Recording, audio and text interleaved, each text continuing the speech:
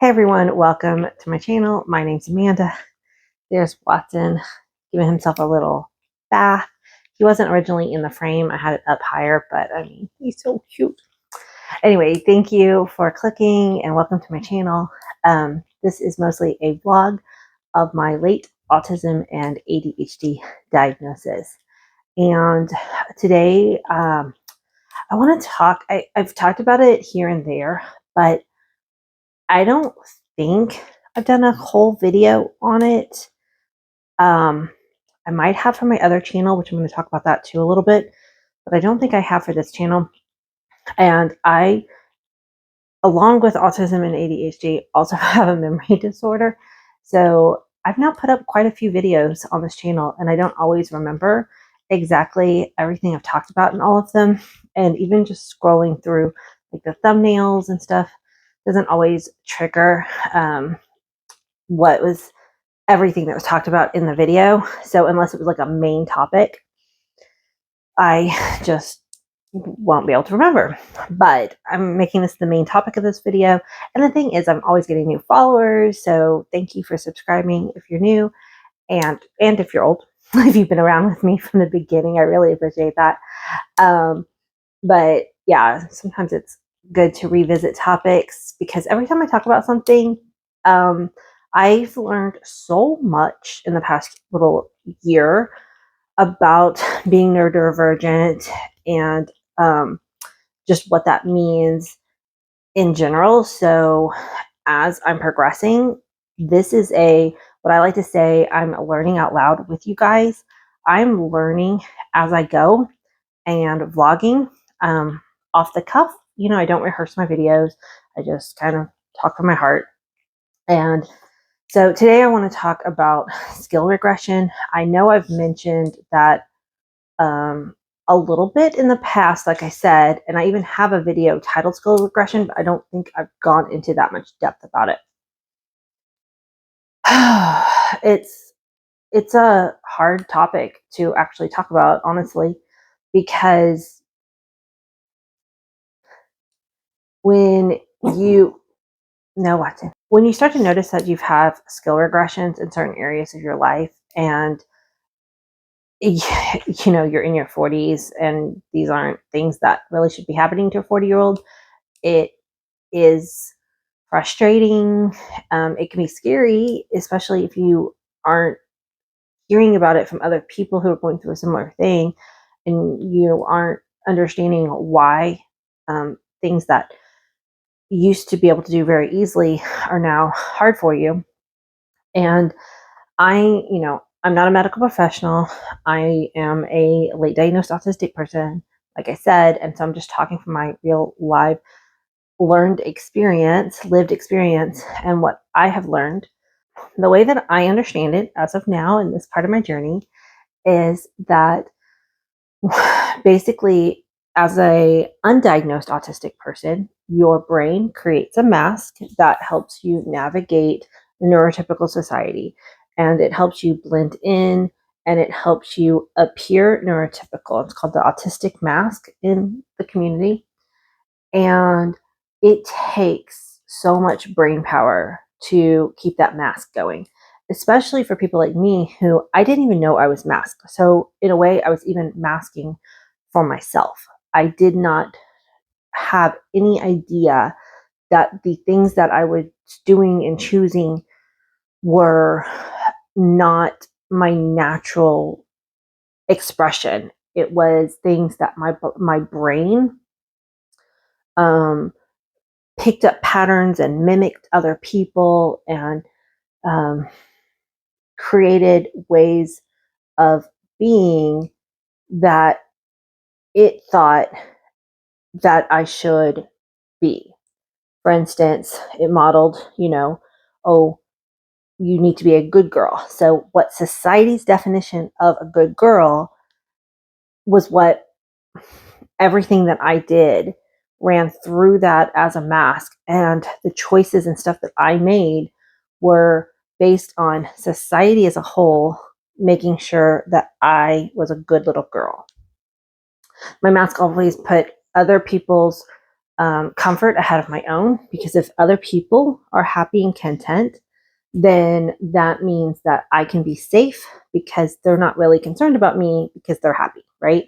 So these are some of the things that your autistic mask, and every single autistic person is going to create a mask that works for their environment. And a lot of us will have similar things, and some of us will have like opposite things with our masks. But regardless of what your mask and how it developed was, if you are undiagnosed, it takes a lot of brain power because you're constantly adjusting your natural response for a masked response. And coupled with the fact that if you are undiagnosed, you don't know how to take care of your senses. And autism is like a nervous system disorder in some ways, because for many of us, we get sensory overwhelm at a very high rate. And when I would get sensory overwhelm, like in a grocery store, at a restaurant, I would start to dissociate from feelings and from emotions instead of knowing how to process them or accommodate for them by like wearing protective ear gear. Well, since Watson left, I'm going to reframe my camera.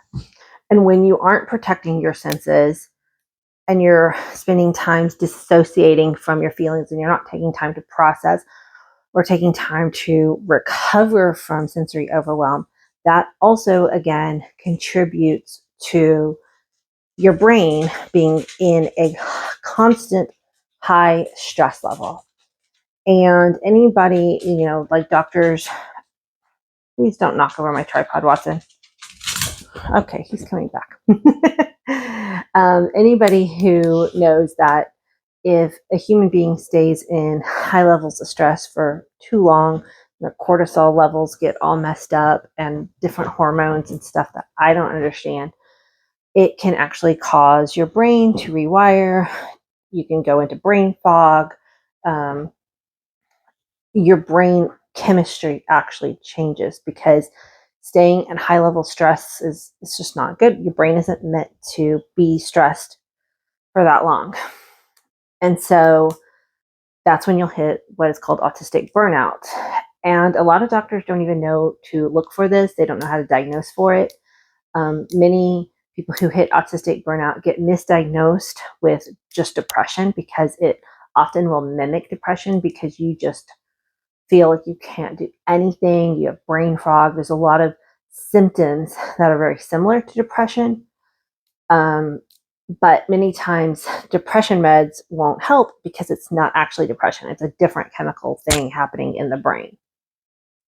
So I actually kind of like looking back in retrospect, I actually started to hit a burnout around 40. And at that age, I didn't know that's what it was. I got diagnosed at 42, but I wasn't even looking for a diagnosis. But out around the age of 40, so living 40 years of my life as a masked person, all of a sudden I felt like I wasn't who I was supposed to be. I felt like I was a shell of a person. I didn't feel like I had any of my own opinions.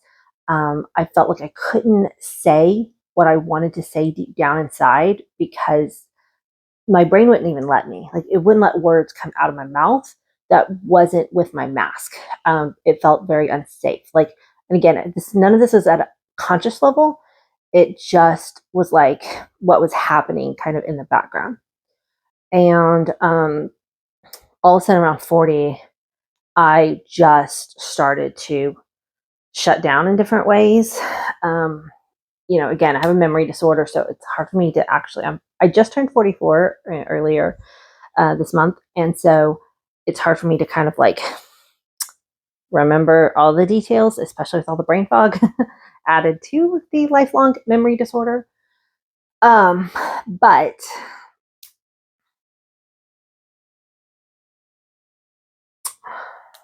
sorry, also having it right now. Like, it's just really hard.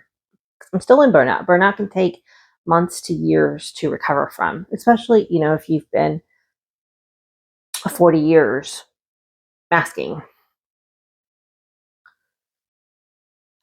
Okay, burnout. 40. Oh, yes. So I got diagnosed at 42, and I was just constantly pushing through and not realizing what was happening, why I was struggling so much, because I was still very masked at that age. Then I started to notice that things that used to be fairly easy for me suddenly have become extremely difficult. Some of that was things like filling out forms. All of a sudden, my kids also were hitting a burnout at the same time as me. They got diagnosed autistic ADHD 1 month before I did, and all three of us hit an autistic burnout at the same time. It was fun times. My husband, man, he was our biggest support system during this time. Anyway, and he still is.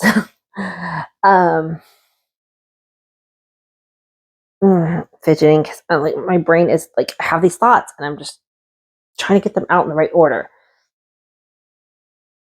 Oh yeah, the things that I was starting to regress on. So at this point, I was trying to get lots of doctor's appointments for my kids because um, at this point, I was trying to figure out what was going on. I was getting diagnosed depressed. My daughter was getting a depression diagnosis, which we learned also was burnout.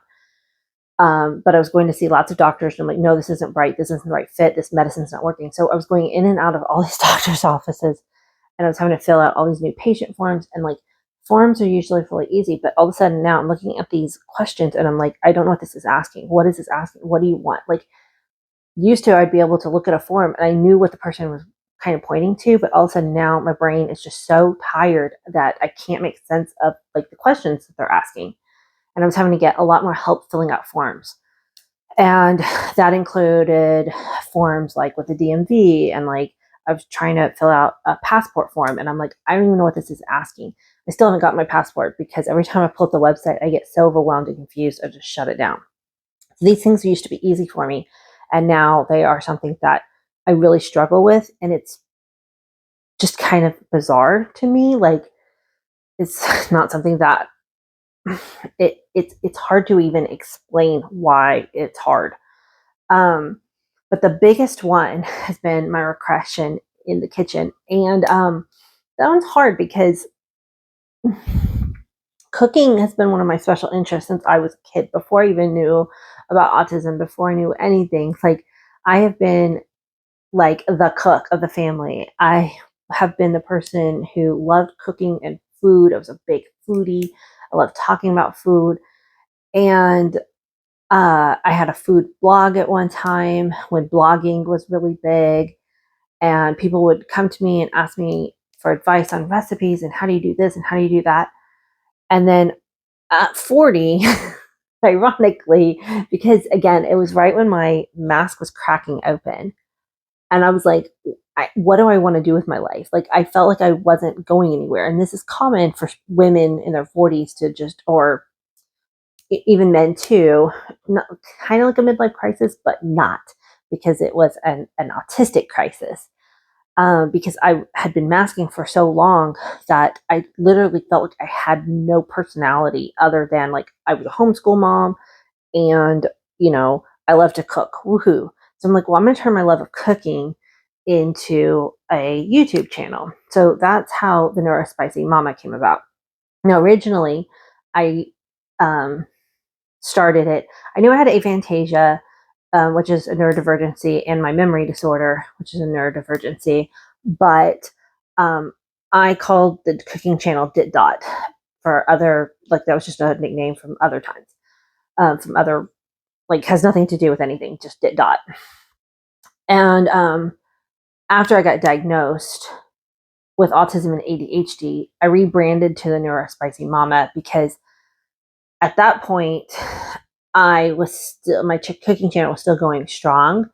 And I thought, oh my gosh, what an awesome opportunity. I can rebrand and really focus on trying to help autistic and ADHD people cook because it was my special interest.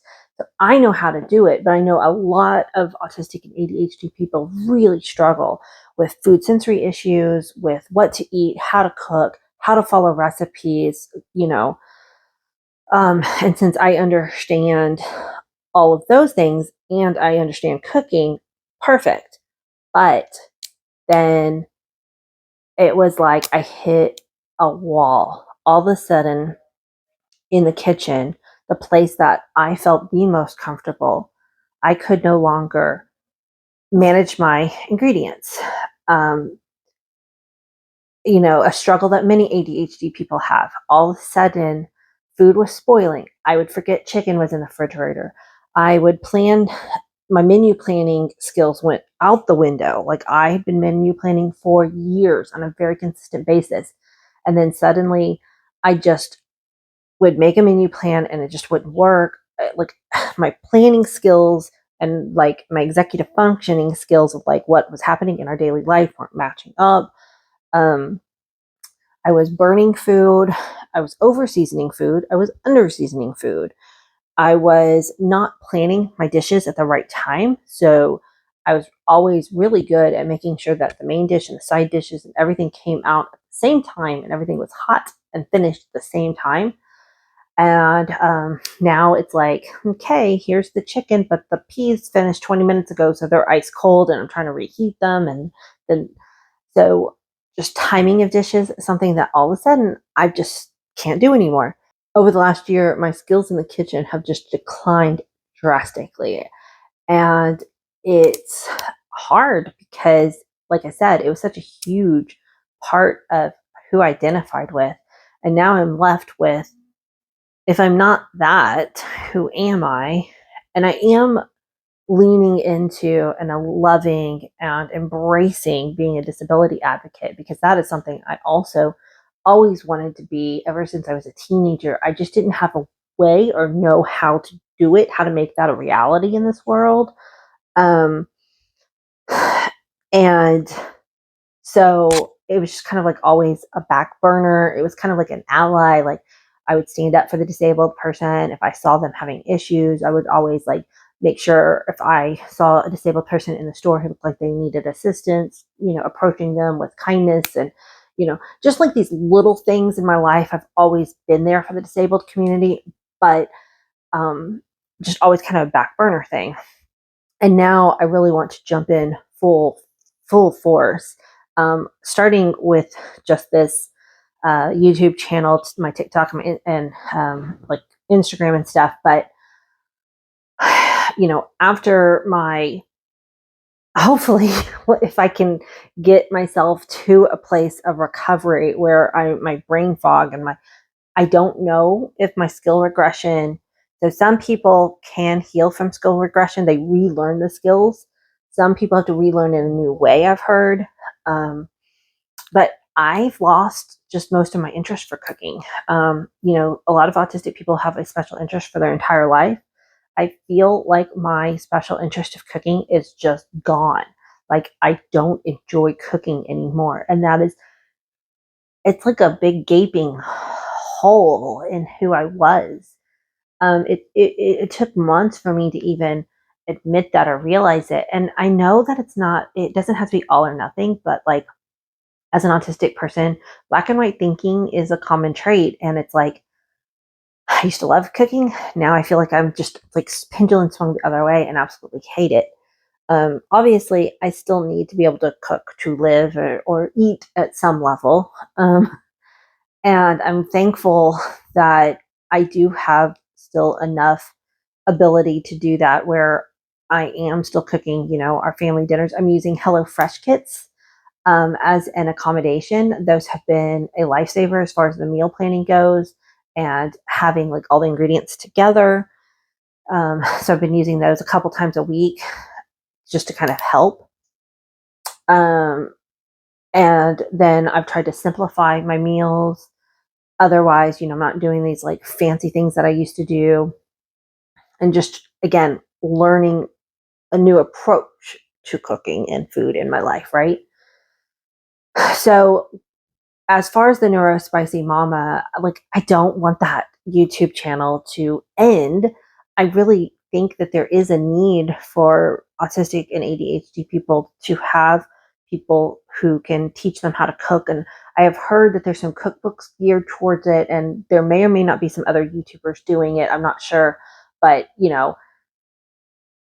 just because one YouTuber is doing it, it may not be a good fit for how you learn. Like, having multiple voices do this will respond to more people who need that um,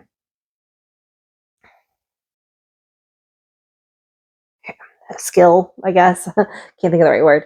Um, so, my style of cooking would not work for a lot of autistic people because I never measure. I know, right? Like, a lot of autistic people like are very precise measures. For some reason in the kitchen, my ADHD brain, I guess, would take over more. And it's like, a little bit of this, a little bit of that. So my style of cooking won't necessarily work for many autistic people. Or it might work for autistic people who are wanting to learn how to loosen up a little bit in the kitchen and learn why we're doing the recipe this way. Why is this step important and which steps can you skip because they're just a little bit frou-frou. That's kind of like how I would often do a lot of my videos.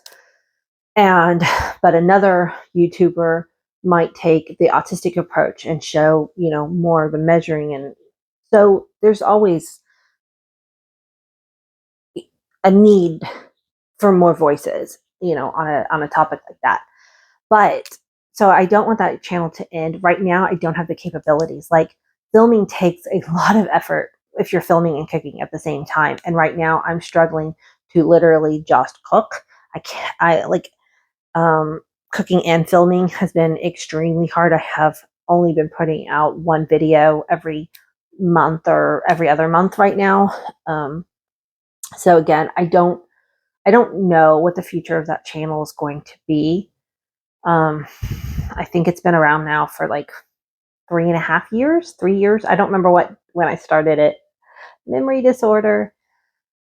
As y'all can tell, all my energy is into this channel. I love this channel. I love being able to share our experiences together, as many of us are learning about being late diagnosed together.